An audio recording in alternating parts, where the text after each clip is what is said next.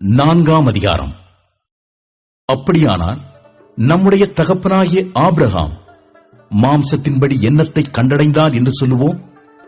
Abraham கிரியைகளினாலே நீதிமானாக்கப்பட்டானாகில் மேன்மை பாராட்ட அவனுக்கு ஏது உண்டு?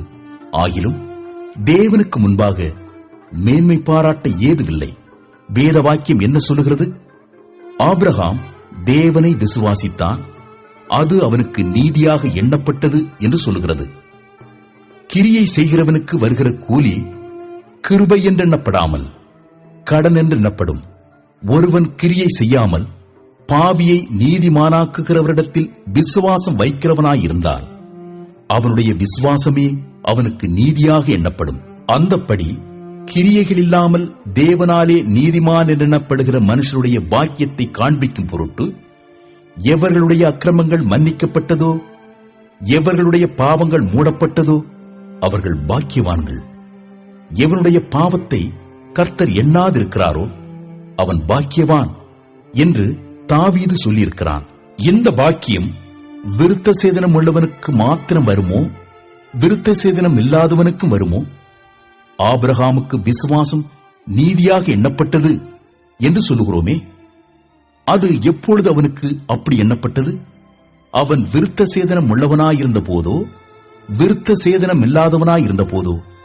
விருத்த சேதனம் உள்ளவனாயிருந்த போதல்ல, விருத்த சேதனம் இல்லாதவனாயிருந்த போதே. மேலும் விருத்த சேதனம் இல்லாத காலத்தில் அவன் விசுவாசத்தினாலே அடைந்த நீதிக்கு முத்திரையாக விருத்த சேதனமாகிய அடையாளத்தை பெற்றான்.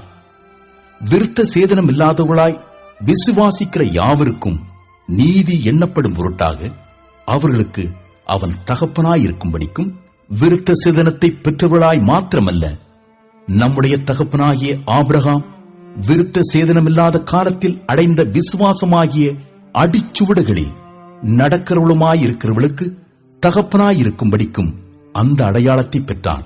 அன்றியும் உலகத்தை சுதந்தரிப்பான் என்கிற வாக்குத்தத்தம் ஆபிரகாமுக்காவது அவன் சந்ததிக்காவது நியாயப்பிரமாணத்தினால் கிடையாமல் விசுவாசத்தினால் வருகிற நீதியினால் கிடைத்தது. நியாயப்பிரமாணத்தை சார்ந்தவர்கள் சுதந்திரவாளிகளானால் விசுவாசம் வீணாய்ப்போம், வாக்குத்தத்தமும் அவமாகும். மேலும் நியாயப்பிரமாணம் கோபாக்கினையை உண்டாக்குகிறது. நியாயப்பிரமாணம் இல்லாவிட்டால் மீறுதலும் இல்லை. ஆதலால் சுதந்திரமானது கிருபையினால் உண்டாகிறதாயிருக்கும்படிக்கு அது விசுவாசத்தினாலே வருகிறது. நியாயப்பிரமாணத்தை சார்ந்தவர்களாகிய சந்ததியாருக்கு மாத்திரமல்ல, நம் எல்லாருக்கும் தகப்பனாகிய ஆபிரகாமுடைய விசுவாசத்தை சார்ந்தவர்களான எல்லா சந்ததியாருக்கும் அந்த வாக்குத்தத்தம் நிச்சயமாயிருக்கும்படிக்கு அப்படி வருகிறது. அநேக ஜாதிகளுக்கு உன்னை தகப்பனாக ஏற்படுத்தினேன் என்று எழுதியிருக்கிறபடி அவன் தான் விசுவாசித்தவருமாய் மரித்தோரை உயிர்ப்பித்து இல்லாதவைகளை இருக்கிறவைகளைப் போல் அழைக்கிறவருமாயிருக்கிற தேவனுக்கு முன்பாக நம்மெல்லாருக்கும் தகப்பனானான். உன் சந்ததி இவ்வளவாயிருக்கும் என்று சொல்லப்பட்டபடியே தான் அநேக ஜாதிகளுக்கு தகப்பனாவதை நம்புகிறதற்கு ஏதுவில்லாதிருந்தும் அதை நம்பிக்கையோடே விசுவாசித்தான். அவன் விசுவாசத்திலே பலவீனமாயிருக்கவில்லை. அவன் ஏறக்குறைய 100 வயது உள்ளவனாயிருக்கும் போது தன் சரீரம் செத்துப்போனதையும் சாராளுடைய கற்பம் செத்துப்போனதையும் எண்ணாதிருந்தான்.